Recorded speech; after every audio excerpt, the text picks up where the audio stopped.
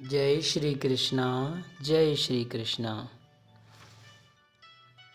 श्रीमद् भगवद गीता के अध्याय 2 का श्लोक 4। कथम भीष्मः संख्ये द्रोणं च मधुसूदन ईशुभिः प्रतियोत्स्यामि पूजाहारवरिसूदन। अर्थात अर्जुन ने कहा, हे शत्रुहंता, हे मधुसूदन, मैं युद्धभूमि में किस तरह भीष्म तथा द्रोण जैसे पूजनीय व्यक्तियों पर उलट कर बाण चलाऊंगा। भीष्म पितामह तथा द्रोणाचार्य जैसे सम्मानित व्यक्ति सदैव पूजनीय हैं।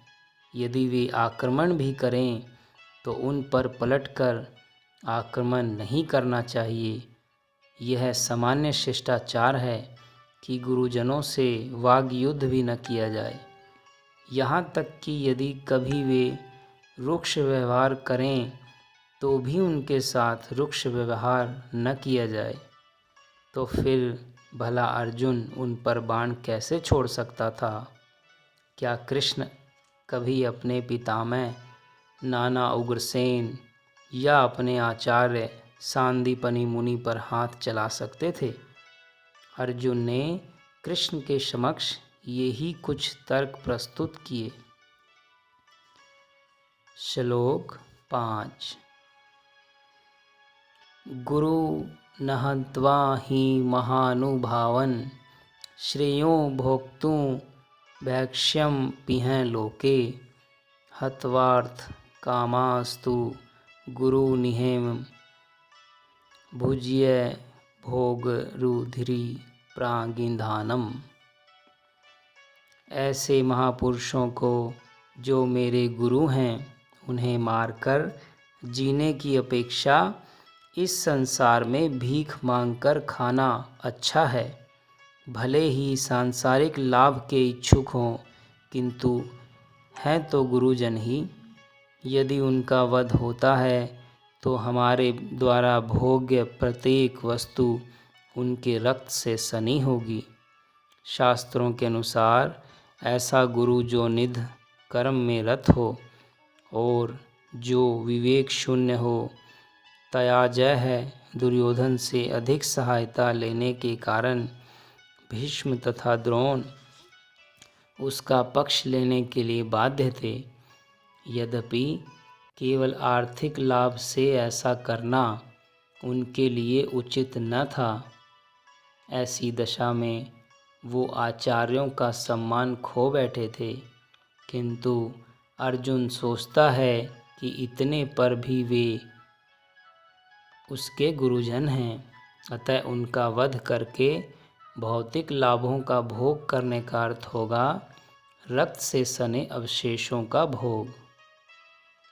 श्लोक 6।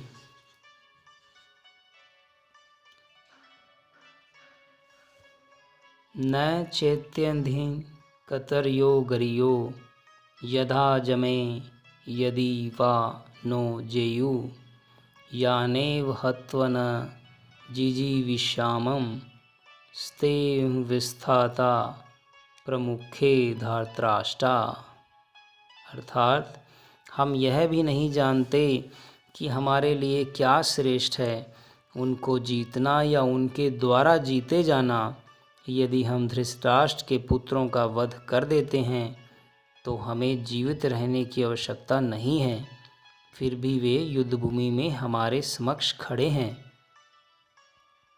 अर्जुन की समझ में यह नहीं आ रहा था कि वह क्या करे, युद्ध करे और अनावश्यक रक्तपात का कारण बने। यद्यपि क्षत्रिय होने के नाते युद्ध करना उसका धर्म है, या फिर वह युद्ध से विमुख होकर भीख मांगकर जीवन यापन करे। यदि वह शत्रु को जीतता नहीं तो जीविका का एकमात्र साधन भिक्षा ही रह जाता है। फिर जीत भी तो निश्चित नहीं है, क्योंकि कोई भी पक्ष विजयी हो सकता है। यदि उसकी विजय हो भी जाए तो भी यदि धृतराष्ट्र के पुत्र मरते हैं तो उनके बिना रह पाना अत्यंत कठिन हो जाएगा। उस दशा में यह उसकी दूसरे प्रकार की हार होगी। अर्जुन द्वारा व्यक्त इस प्रकार के ये विचार सिद्ध करते हैं कि वह न केवल भगवान का महान भक्त था, अपितु वह अत्यधिक प्रबुद्ध और अपने मन तथा इंद्रियों पर पूर्ण नियंत्रण रखने वाला था।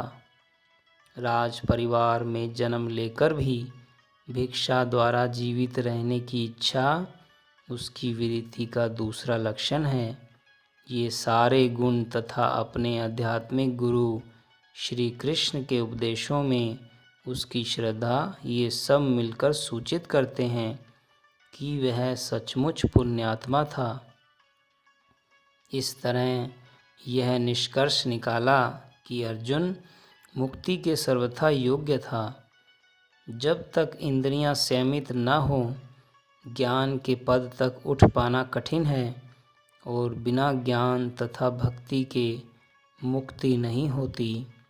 अर्जुन अपने भौतिक गुणों के अतिरिक्त इन समस्त देवी गुणों में भी दक्ष था।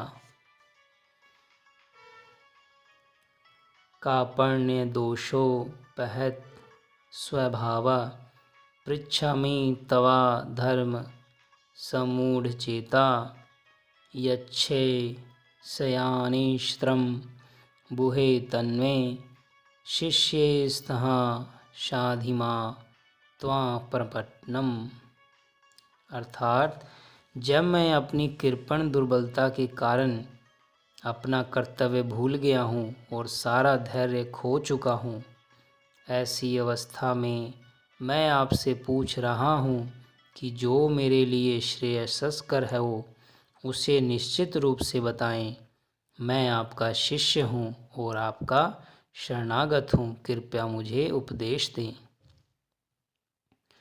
यह प्राकृतिक नियम है कि भौतिक कार्यकल्प की प्रणाली ही हर एक के लिए चिंता का कारण है। पग पग पर उलझन मिलती है, अतः प्रामाणिक गुरु के पास जाना आवश्यक है, जो जीवन के उद्देश्य को पूरा करने के लिए समुचित पथ निर्देश दे सके। समग्र वैदिक ग्रंथ हमें यह उपदेश देते हैं कि जीवन की अनचाही उलझनों से मुक्त होने के लिए प्रामाणिक गुरु के पास जाना चाहिए। ये उलझनें उस द्वागिन के समान है जो किसी के द्वारा लगाए बिना भभक उठती हैं। इसी प्रकार विश्व की स्थिति ऐसी है कि बिना चाहे जीवन की उलझनें स्वयं उत्पन्न हो जाती है। कोई नहीं चाहता कि आग लगे, किंतु फिर भी वह लगती है और हम अत्यधिक व्याकुल हो उठते हैं। अतः वैदिक उपदेश देता है, जीवन की उलझनों को समझने तथा उसका समाधान करने के लिए हमें परंपरागत गुरु के पास जाना चाहिए। जिस व्यक्ति का प्रामाणिक गुरु होता है वह सब कुछ जानता है, अतः मनुष्य को भौतिक उलझनों में न रहकर गुरु के पास जाना चाहिए। यही इस श्लोक का अर्थ है। इसी के साथ गीता का सार अध्याय 2 का हम